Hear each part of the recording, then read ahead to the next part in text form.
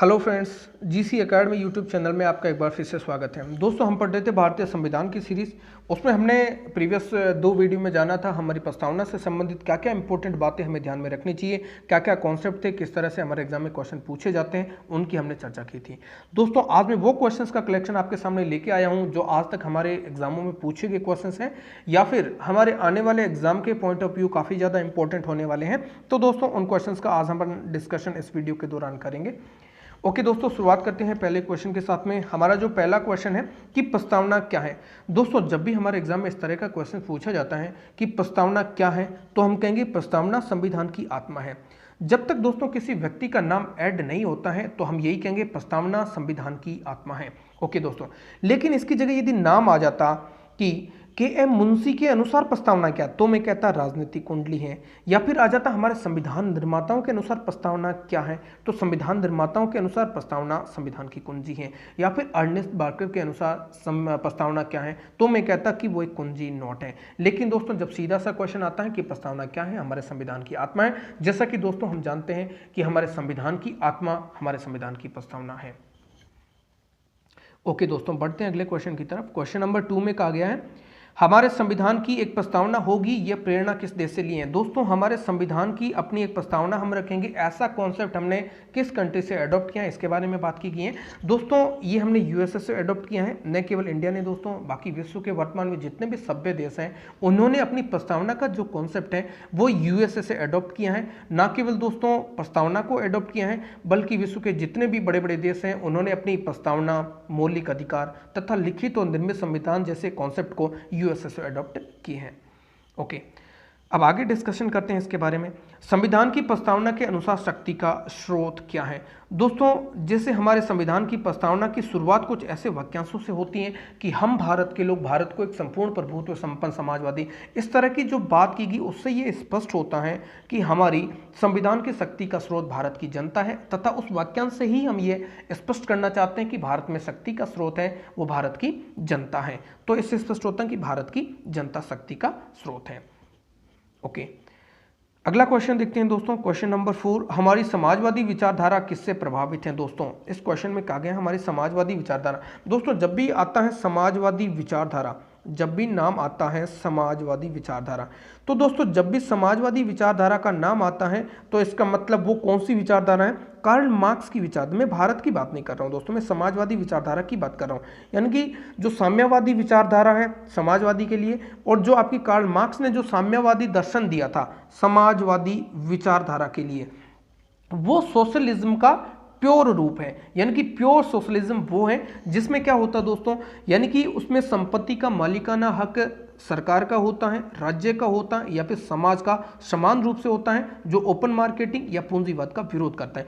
उसके अनुसार देखो दोस्तों, यदि सरकार के पास में यदि संपत्ति 10 रुपए है, तो वो यदि उसकी पॉपुलेशन 10 लोग हैं तो वो सारे 10 लोगों में 1-1 रुपया इस टाइप से बांटेगा कि सारे में समान रूप से वितरण करेगा, यानी कि संपत्ति का इक्वली डिस्ट्रीब्यूशन करेगा। लेकिन दोस्तों ध्यान रखिए, हमारी समाज, हमने उनसे इक्वली डिस्ट्रीब्यूशन का कॉन्सेप्ट सीखा जरूर है दोस्तों, लेकिन वो गांधी जी के दर्शन से आधारित है, गांधी जी के दर्शन से प्रभावित है, जिसमें यह कहता है कि we are equally distributing the opportunity, हम अवसर को समान रूप से वितरित कर रहे हैं। यानी कि जो आपकी संपत्ति है उसको कमाने के सबको समान अवसर देंगे। ऐसी विचारधारा हमारी गांधी जी की थी और वही हमारी समाजवादी विचारधारा में झलकती है। तो हम कह सकते हैं दोस्तों कि हमारी जो समाजवादी विचारधारा है गांधी जी तथा साम्यवादी विचारधारा का मिला जुला रूप है। ओके, अब आगे चलते हैं दोस्तों अगले क्वेश्चन की तरफ। क्वेश्चन नंबर 5 कहता है भारत एक धर्मनिरपेक्ष देश है क्योंकि। भारत क्यों एक धर्मनिरपेक्ष देश है दोस्तों, किस तरह से हम कह सकते हैं, क्योंकि भारत धार्मिक मामलों में तटस्थ है। दोस्तों, इससे संबंधित ये जो क्वेश्चन दिया है इसको बिल्कुल बारीकी से देखें। अभी ये ट्रेंड चला है, काफी एग्जाम में मैंने इस क्वेश्चन को देखा है।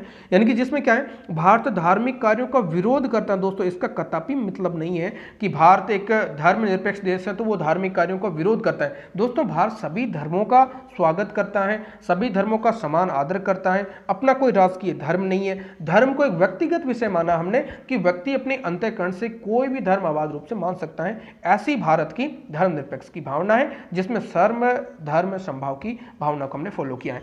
तो इसका यह भी मतलब नहीं कि भारत एक अधार्मिक राष्ट्र है, यह भी स्टेटमेंट आएगा दोस्तों एग्जाम में, तो यह भी गलत है। और भारत एक धर्म विहीन देश है, इसका धर्मनिरपेक्षता का यह कतई मीनिंग नहीं है। अब आगे चलते हैं। क्वेश्चन नंबर 6 की बात करें दोस्तों, भारत एक लोकतांत्रिक देश है क्योंकि। अब देखो, सबसे पहले लोकतांत्रिक देश के बारे में हमने वहां से प्रस्तावना से पढ़ा था दोस्तों, जिसका मतलब होता है जो भी शासन चलाएगा, यानी जो भी शासक होगा जो अपने देश को चलाएगा, वो जनता के द्वारा चुना हुआ होना चाहिए। सबसे जो फर्स्ट एंड फॉरमोस्ट चीज जो इसमें होती है लोकतंत्र में, वो यही होती है, क्योंकि अब्राहम लिंकन कहते हैं जनता का जनता के द्वारा जनता के लिए, सर्वोच्च जनता है, यानी कि जो भी शासन चलाएगा वो जनता के द्वारा निर्वाचित होना चाहिए या फिर जनता के द्वारा चुना हुआ होना चाहिए। तो देखो, हमारी सरकार जनता के द्वारा चुनी जाती है, इसलिए हम कह सकते हैं कि भारत एक लोकतांत्रिक देश है। ओके, इसके बाद में बात करते हैं दोस्तों अगले क्वेश्चन की, भारत कब गणराज्य बना। ये भी क्वेश्चन दोस्तों सिंपल है बट काफी इंपॉर्टेंट है। देखो, भारत गणराज्य कब बना था दोस्तों, जैसे हमें पता है 26 जनवरी 1950 को हमारा भारत देश गणतंत्र बन गया था। दोस्तों 15 अगस्त 1947 को हमारा भारत देश आजाद जरूर हो गया था, लेकिन हमें पता है कि हमारा सर्वोच्च पदाधिकारी भारत का जो राष्ट्रपति होता है वो 26 जनवरी 1950 को बना था। इससे पहले दोस्तों 15 अगस्त के बाद तक हमारी जो शासन व्यवस्था यानी कि जो सर्वोच्च पदाधिकारी वो आपका गवर्नर जनरल ऑफ इंडिया हुआ करता था। तो हम नहीं कह सकते कि भारत उस समय गणराज्य बन गया था। 24 जनवरी 1950 को हमारे पहले निर्वाचित राष्ट्रपति डॉक्टर राजेंद्र प्रसाद होते हैं, जो कि 26 जनवरी 1950 को शपथ लेते हैं और भारत 26 जनवरी 1950 को रिपब्लिक बन जाता है। अगला क्वेश्चन चलते हैं दोस्तों, क्वेश्चन नंबर 8 कहता है, वही इससे रिगार्डिंग कॉन्सेप्ट है कि भारत एक गणराज्य है क्योंकि। क्यों गणराज्य है, क्या कह सकते, कैसे कह सकते भारत एक गणराज्य है। देखो, देश का राष्ट्राध्यक्ष निर्वाचित किया जाता है। जी हाँ, बिल्कुल, ये पहली विशेषता है कि देश का जो राष्ट्राध्यक्ष होता है वो जनता के द्वारा निर्वाचित होना चाहिए, चाहे प्रत्यक्ष हो चाहे अप्रत्यक्ष हो, ये मैटर नहीं करता। जिस तरह से भारत का जो राष्ट्रपति होता है वो अप्रत्यक्ष रूप से जनता के द्वारा चुना जाता है। कोई भी भारतीय नागरिक सर्वोच्च पद पर आसीन हो सकता है, बिल्कुल, इसमें सर्वोच्च जनता होती है। गणराज्य में दूसरी डेफिनेशन ये कहती है कि जनता सर्वोच्च होती है, ना केवल सर्वोच्च पद, जितने भी सार्वजनिक पद होते हैं उस पे सभी जनता यानी कि भारत का कोई भी नागरिक, जनता नहीं कहूंगा दोस्तों, भारत का कोई भी नागरिक उस पे जा सकता है किसी भी सार्वजनिक पद के लिए, सभी के लिए वो समान रूप से खुला है। ओके, अगली मैं बात करता हूं दोस्तों, राष्ट्राध्यक्ष का चुनाव एक अवधि के लिए होता है। बहुत सही दोस्तों, इसमें क्या होता है दोस्तों, हमारा जो भी इलेक्शन होना है वो free fair and regular election होना है, पीरियोडिकल इलेक्शन होना है, यानी कि एक निश्चित अवधि के लिए होना चाहिए। यूं नहीं कि हमने चुनाव जरूर कर दिया लेकिन भारत का राष्ट्रपति 20 साल तक वही राष्ट्रपति बना कि इलेक्शन तो करवा दिया हमने, नहीं दोस्तों, ये रेगुलर इलेक्शन होना चाहिए, पीरियोडिकल इलेक्शन होना चाहिए, यानी कि जो भी आपका राष्ट्रपति बनेगा, जो भी सर्वोच्च पदाधिकारी होगा, उसका एक सर्टेन टेन्योर होगा। ओके, उसके अपोजिट जैसे हम राजतंत्र को देखते हैं, उसमें कोई सर्टेन टेन्योर नहीं होता है और वो क्या करता है कि मतलब जब तक नहीं मर जाता तब तक वही आपका राजा रहता है और उसका बेटा वंशानुगत क्रम में आता है। लेकिन इसमें ध्यान रखिए दोस्तों, वंशानुगत क्रम में भी नहीं आना चाहिए आपका, किसमें, रिपब्लिक या गणराज्य में। तो मेरा आंसर रह जाएगा उपयुक्त सभी, इसका राइट आंसर बन जाएगा दोस्तों। इससे रिगार्डिंग हमने जो भी दोनों वीडियो चढ़ाए उसमें सारी चीज को बिल्कुल डिटेल और डेप्थ के साथ में हमने इसकी चर्चा की है। पहले आप उन वीडियोज को देखें, उसके बाद क्वेश्चन लगाएं तो आपका कॉन्सेप्ट और अच्छे से क्लियर होगा। ओके दोस्तों, अगला क्वेश्चन देखते हैं, क्वेश्चन नंबर 9 पे चलते हैं। निम्न में से किस एक प्रकार के न्याय का उल्लेख संविधान की प्रस्तावना में नहीं है दोस्तों। इससे संबंधित अभी रिसेंटली हमारे एग्जाम में क्वेश्चन पूछे गए हैं कि हमारे जो न्याय है ना उनको सीक्वेंस में अरेंज करना है। जैसे कि B.R. अम्बेडकर ने कहा कि highest aim of any constitution is the justice, यानी कि कोई भी संविधान का सबसे ऊपरी जो टारगेट होता है वही क्या होता है, न्याय, और न्याय का सहारा होता है। याद करते हैं, न्याय का क्या होता है, सहारा, सहारा। तो सहारा को सहारा याद कर लीजिए दोस्तों, सहारा क्या है, ये सामाजिक, आर्थिक और राजनीतिक, इनको सीक्वेंस में यानी कि क्रम में व्यवस्थित करने का क्वेश्चन पूछा जाता है। तो कौन कौन से न्याय की बात की गई दोस्तों, हमारे संविधान की प्रस्तावना में 3 प्रकार के न्याय की बात की गई। कौन सा, सामाजिक, आर्थिक और राजनीतिक न्याय। तो देखो, सामाजिक, आर्थिक और राजनीतिक 3 प्रकार के न्याय है दोस्तों, लेकिन धार्मिक न्याय की बात हमारे संविधान की प्रस्तावना में कहीं पे भी उल्लेखित नहीं है। लेकिन ध्यान रखिए दोस्तों, हमारे संविधान में उल्लेखित है, जैसे कि हम मौलिक अधिकारों की बात करते हैं, आर्टिकल 25 से 28 जो पंथ निरपेक्षता को भी स्पष्ट कर देता है, वही है धार्मिक न्याय की बात। लेकिन यहाँ पे हमने प्रस्तावना में कहीं पे भी धार्मिक न्याय जैसी न्याय की बात नहीं की है। ओके, तो इनको सीक्वेंस में दोस्तों याद रखिएगा और इसी तरह से एग्जाम क्वेश्चन में आजकल पूछे जा रहे हैं। ओके, क्वेश्चन नंबर 10 का डिस्कशन करते हैं। निम्न में से किस एक प्रकार की समता या समानता का उल्लेख संविधान की प्रस्तावना में नहीं है। यानी कि दोस्तों हमारे जो प्रस्तावना है उसमें 2 प्रकार की समानता या फिर 2 प्रकार की समता का उल्लेख कर रखा है। एक तो है हमारा दोस्तों अवसर और दूसरी है प्रतिष्ठा। दो ही प्रकार की समानता की हमारी बात की गई दोस्तों। विधि की समता, इसकी बात हमारे प्रस्तावना में कहीं पे भी नहीं की गई है, लेकिन दोस्तों ध्यान रहे हमारे संविधान का जो आपका मौलिक अधिकार है, मौलिक अधिकारों में विधि की समता बात की गई है। तो स्टूडेंट यहाँ से कंफ्यूजन हो जाते हैं कि विधि की समता भी यार बात तो की है यहाँ पे, तो इसका मतलब ये कतई नहीं है कि विधि की समता की बात भी यहाँ पे की गई है। तो हमारे अवसर और प्रतिष्ठा दो ही प्रकार के समानता की बात की गई है, प्रस्तावना में विधि की समता की बात नहीं की है। ओके, अगला क्वेश्चन है दोस्तों हमारा क्वेश्चन नंबर 11, प्रस्तावना में न्याय के आदर्श प्रेरित हैं। बहुत अच्छा क्वेश्चन, यानी कि ये कहता है कि हमारी प्रस्तावना में जो न्याय के आदर्श हैं वो हमने कहाँ से अडॉप्ट किए हैं। दोस्तों आपको पता होगा जैसे कि रूसी रिवोल्यूशन जो हुई थी, रशियन रिवोल्यूशन जो हुई थी, रूसी क्रांति में जो उनका नारा था वो था जो भी न्याय थे हमारे सामाजिक, आर्थिक और राजनीतिक न्याय उनका नारा था, और हमने भी अपनी प्रस्तावना में जो न्याय के आदर्श हैं रूसी क्रांति से लिए हैं। ओके, इसके बाद में बात करते हैं दोस्तों हमारा अगला जो क्वेश्चन है, प्रस्तावना में स्वतंत्रता, समानता और बंधुत्व के आदर्श प्रेरित हैं। फिर से वही क्वेश्चन पूछा गया है दोस्तों। हाँ, प्रस्तावना में स्वतंत्रता, समानता और बंधुत्व के आदर्श, बहुत ही अच्छा क्वेश्चन, कई बार पूछा गया। जैसे कि दोस्तों पता होगा फ्रांसीसी जो क्रांति होगी 1789 में जो आपकी फ्रांसीसी क्रांति हुई थी, फ्रांसीसी क्रांति का जो नारा था वो था स्वतंत्रता, समानता और बंधुता, और हमें ये अच्छा लगा और हमने इसे 1789, देखो 7, 8, 9 इसको याद करने का तरीका है। लेकिन दोस्तों ध्यान रखें, जो आपकी मैं बात करूंगी, इससे पहले हमने जो रशियन क्रांति की बात की थी वो 1917 में हुई थी। कभी कभार एग्जाम में क्वेश्चन पूछा जा सकता है, तो वो 1917 में हुई थी, ये 1789 में हुई थी। 7, 8, 9 इसका क्रम याद रखेंगे। ओके, आगे बात करते हैं क्वेश्चन नंबर 12 की। अब तक संविधान की प्रस्तावना में कितनी बार संशोधन किया जा चुका है। दोस्तों सबसे पहले तो हम कहते हैं कि प्रस्तावना में संशोधन किया जा सकता है, ऐसा हमने 1973 के केशवानंदा भारती बनाम केरल राज्यवाद में हमारी भारत की न्यायपालिका निर्णय देती है। उसके बाद में दोस्तों 1976 में हमने 42वां संविधान संशोधन 1976 में किया, और अभी तक हमारी प्रस्तावना में एकमात्र बार अमेंडमेंट वही हुआ है, उसके बाद में हमने कोई संशोधन नहीं किया है। और उसमें दोस्तों आपको पता होगा समाजवादी, पंथ निरपेक्ष और अखंडता जैसे शब्द हमने अपनी प्रस्तावना में जोड़े हैं। तो इसका आंसर हमारा रह जाएगा एक बार। उसके बाद में बात करते हैं दोस्तों क्वेश्चन नंबर 13, सर्वोच्च न्यायालय के किस निर्णय के बाद में प्रस्तावना में संशोधन संभव हुआ। वैसे अभी हमने डिस्कशन इसका किया ही है। देखो दोस्तों 1960 का जो बेरूबाड़ी मामला आता है, बेरूबाड़ी मामले का मैं अलग से वीडियो बनाऊंगा दोस्तों, किस तरह से भारत की टेरिटरी को पाकिस्तान की टेरिटरी एक नेहरू-नून समझौते के तहत दे दी जाती है।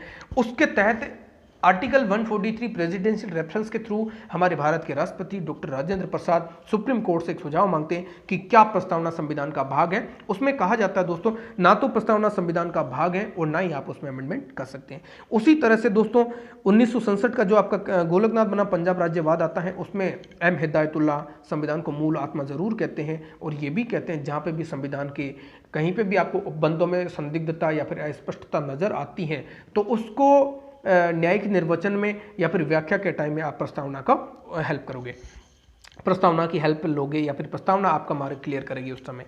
लेकिन 1973 का जो आपका केशवानंदा भारती बनाम जो केरल राज्यवाद आया था, उस न्यायालय ने अपने दोनों प्रीवियस डिसीजन को ओवर रूल करते हुए कहता है कि जी हाँ, आप प्रस्तावना में बिल्कुल उसी तरह से संशोधन कर सकते हो जिस तरह से संविधान के अन्य उपबंधों में भारत की संसद करती है। तो जिसके चलते उसके बाद में ये पावर देता है संविधान में संशोधन का, और उसके बाद में 1976 में दोस्तों 42वां संविधान संशोधन होता है, और हमारी प्रस्तावना में 3 नए शब्द आपका समाजवादी, पंथ निरपेक्ष और अखंडता जोड़ा जाता है। वहीं पे बात करें ये 1993 का जो एसआर बम्बई वाद है, ये भी हमारी प्रस्तावना से संबंधित ही था।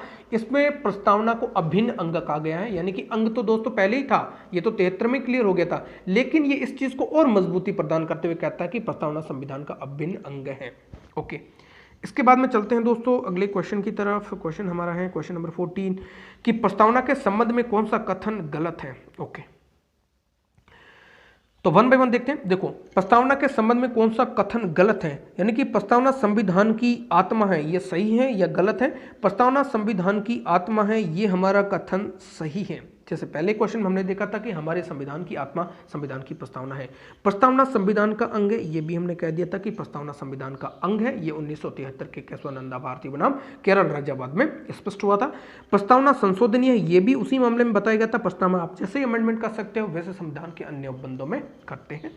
इसके बाद में प्रस्तावना न्यायालय द्वारा प्रवर्तनीय नहीं है। दोस्तों ये गलत है, ये स्टेटमेंट हमारा क्या हो जाएगा, गलत हो जाएगा। यानी कि प्रस्तावना हमारी न्यायपालिका के द्वारा प्रवर्तनीय है, इसका मतलब ये निकला दोस्तों कि हमारी जुडिशरी में किसी भी टाइप के कोर्ट में आप प्रस्तावना के उपबंधों को लागू करने के लिए आप न्यायालय में चुनौती नहीं दे सकते हो कि प्रस्तावना के इस उल्लेख को सरकार लागू नहीं कर रही है, प्रभाव में नहीं ला रही है, या ना ही फिर सुप्रीम कोर्ट या फिर किसी भी टाइप का कोर्ट ये आदेश दे सकता है सरकार को कि भाई आप उस उपबंधों को लागू करें। इसका मतलब हमारी प्रस्तावना गैर न्यायिक है, संशोधनीय है, संविधान का अंग है और आत्मा है।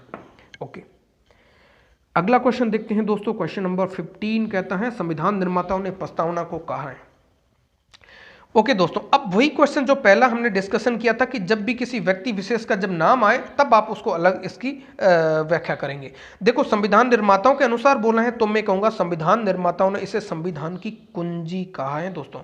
ओके, और यदि सीधा पूछ लिया जाता कि प्रस्तावना क्या है तो प्रस्तावना संविधान की आत्मा है। यदि संविधान निर्माताओं के अनुसार पूछा है तो मेरी प्रस्तावना का मतलब हो जाएगा वो संविधान की कुंजी है। ओके, क्वेश्चन नंबर 16 पे बात करते हैं। एन पालकीवाला, नानी पालकीवाला ने प्रस्तावना को क्या कहा है दोस्तों। नानी पालकीवाला कहते हैं कि preamble is identity card of our constitution, यानी कि नानी पालकीवाला कहते हैं कि वो संविधान का परिचय पत्र है दोस्तों, संविधान का परिचय पत्र इसको करार देते हैं। ओके, अब इसके बाद में बात करते हैं दोस्तों हमारे अगले क्वेश्चन की तरफ। अगला क्वेश्चन जो हमारा कहता है क्वेश्चन नंबर 17, के एम मुंशी ने प्रस्तावना को क्या कहा है दोस्तों। के एम मुंशी ने कुंडलिका, हमने कहा ना के एम मुंशी ने कुंडलिका, हमारी जो मूछें होती है ना, ये ऐसी मूछें इस तरह से जो होती हैं वो कुंडली की तरह होती है। देखो ये आपका हो गया ना, ये इस तरह से कुंडली की तरह होती मूछें। तो इसका मतलब दोस्तों याद रख लें कि जब भी आए मूछें कैसी होती, कुंडली की तरह, या फिर मूछी की तरह क्या होती, कुंडली, या फिर जब भी बात हो कुंडलियों में क्या होती, मूछें। इसका मतलब बहुत ही, क्योंकि एनसीईआरटी का फैक्ट है दोस्तों, यानी कि संविधान को राजनीतिक कुंडली के मुंशी ने कहा था, मुंशी ने कुंडली का है। ओके, नेक्स्ट पे चलते क्वेश्चन नंबर 18, निम्न में से कौन सा शब्द मूल प्रस्तावना में नहीं था दोस्तों। ये है कि मूल प्रस्तावना में कौन सा शब्द था या नहीं था। देखो हमारी प्रस्तावना में 3 शब्द हमने ऐड किए हैं, कौन कौन से किए हैं, एक तो समाजवादी, पंथ निरपेक्ष और अखंडता के अलावा जितने भी शब्द हैं वो हमारी मूल प्रस्तावना में थे। ये कहते हैं मूल प्रस्तावना में नहीं था। मूल प्रस्ताव में इसका मतलब जो बाद में अमेंड किया वो नहीं था, तो समाजवादी हमने बाद में ऐड किया, तो समाजवादी हमारी मूल प्रस्तावना में नहीं था। संप्रभु था, समाजवादी, समता था, बंधुत्व था। ओके दोस्तों, अब आगे डिस्कशन करते हैं। नेक्स्ट क्वेश्चन हमारा 19 कहता है कथन कारण, संविधान की प्रस्तावना गैर न्यायिक है। ये हमारा कथन कहता है। देखो दोस्तों कथन सही है गलत है। संविधान की प्रस्तावना गैर न्यायिक है यानी कि non justiciable, it can not be enforceable by the court. बिल्कुल सही कहा है इसने। अब कारण क्या बोलता है ये बताओ दोस्तों। क्योंकि प्रस्तावना के संबंध में व्याख्या करने का अधिकार हमारी न्यायपालिका को नहीं है। ये बिल्कुल गलत है दोस्तों, कारण बिल्कुल गलत है। कारण क्या कहता है, देखो दोस्तों हमारी भारत की न्यायपालिका बिल्कुल फुल फ्लेज पावर रखती है हमारे संविधान के बारे में किसी भी पार्ट में किसी भी तरह का जो इंटरप्रिटेशन करने में। ये गलत है कि व्याख्या नहीं कर सकती हैं, लेकिन दोस्तों ध्यान रखिए वो आदेश जारी नहीं कर सकती हैं कि आप सरकार को कि आप इसके उपबंधों को लागू करें, क्योंकि ये गैर न्यायिक है। और ना ही जनता क्लेम कर सकती है, चुनौती कर सकती है कि आप चुनौती दे सकती है कोर्ट में कि आप इनके जो प्रस्तावना के उपबंधों को लागू करवाएं। तो इसका मतलब हमारा कथन तो दोस्तों सही है, लेकिन कारण इसका गलत है। तो ये हमारा क्या बन जाएगा, पहला ऑप्शन राइट बन जाएगा। ओके दोस्तों, हमारा लास्ट क्वेश्चन के बारे में चलते हैं, इसमें डिस्कशन करते हैं। काफी अच्छा क्वेश्चन दिया है इसमें। ये हमारा क्वेश्चन कहता है, देखो इसमें कहा गया गलत कथन का चुनाव कीजिएगा। इसमें कहते हैं कि संविधान का आधार प्रस्तावना है। देखो दोस्तों सही है गलत, इसको देखो। संविधान का आधार प्रस्तावना है, नहीं दोस्तों। हमारा जो संविधान का आधार उद्देश्य प्रस्ताव था, यानी कि जो भी संविधान बना है उद्देश्य प्रस्ताव पे बना है। प्रस्तावना तो हमारा संक्षिप्तीकरण है, ना कि आधार है। इस बात को ध्यान रखें। तो ये क्या है, संविधान का आधार प्रस्तावना है, तो ये आपका गलत कथन हो गया। दूसरे पे देखते हैं, 1976 से पहले भारत पंथ निरपेक्ष राष्ट्र नहीं था दोस्तों। ये बात बिल्कुल गलत। देखो क्वेश्चन जो हमारा ऑप्शन सी कहता है, पंथ निरपेक्ष शब्द हमारी प्रस्तावना में 1976 में जोड़ा गया था। ये दोस्तों बिल्कुल सही बात है कि पंथ निरपेक्षता जैसा शब्द हमने हमारी प्रस्तावना में 1976 में जोड़ा था। इसका ये कतई मीनिंग नहीं है कि 1976 से पहले भारत पंथ निरपेक्ष राष्ट्र नहीं था। हमारे संविधान की जो मौलिक अधिकार हैं उसमें आर्टिकल 25 से लेकर जो 28 है वो इसके बारे में बहुत अच्छे से गुणगान करते हैं कि हम एक पंथ निरपेक्ष राष्ट्र हैं, क्योंकि हमारे संविधान में सारे लोगों को समान अधिकार है। अंतःकरण से अपना कोई भी धर्म मान सकते हैं, किसी भी तरह का कोई चंदा वगैरह जो भी सभाओं का या फिर कोई भी धार्मिक कार्यक्रम का आयोजन करवा सकता है। तो वहां उनकी भावना बिल्कुल हमने अच्छी तरीके से मेंशन कर रखी थी। तो भारत पहले भी क्या था, पंथ निरपेक्ष राष्ट्र नहीं था, तो ये स्टेटमेंट भी हमारा गलत हो जाएगा दोस्तों। इसके बाद में कहता है पंथ निरपेक्ष शब्द हमारे प्रस्तावना, बिल्कुल ये बात भी सही है। फिर कहता है कि प्रस्तावना का आधार उद्देश्य प्रस्ताव है, तो प्रस्तावना का जो आधार है वो उद्देश्य प्रस्ताव, ये स्टेटमेंट यहाँ से सही निकल के आता है। हमारी प्रस्तावना का जो आधार है वो आपका उद्देश्य प्रस्ताव है। अब दोस्तों यहाँ से दो स्टेटमेंट जो हैं वो आपके गलत हैं और जो दो स्टेटमेंट है वो आपके सही हैं। तो ऑप्शन सही से यहाँ पे नहीं किया, तो आप इनको ध्यान में रखें और इस तरह का इसका राइट आंसर बन जाएगा। तो दोस्तों ये तो थे हमारे इंपॉर्टेंट 20 क्वेश्चन और इसका हमने अभी तक डिस्कशन किया है। आई होप यहाँ से आपके सारे जितने भी जो डाउट हैं, सारे जो कॉन्सेप्ट हैं यहाँ से आपके क्लियर हो जाएगा दोस्तों। तो अगला हमारा टॉपिक आएगा वो आएगा शेड्यूल्स, यानी कि हमारे अनुसूचियों को पहले हम समझेंगे, उसके बाद में इसी तरह की 15 से 20 क्वेश्चन, जो इंपॉर्टेंट टॉपिक बड़ा है तो क्वेश्चन ज़्यादा होंगे, छोटा है तो कम होगा, उसी तरह से हम डिस्कशन करेंगे, सारे कॉन्सेप्ट आपके क्लियर करेंगे दोस्तों। हमारे साथ में बने रहने के लिए धन्यवाद दोस्तों, थैंक यू सो मच। मिलते हैं अगले वीडियो के साथ में।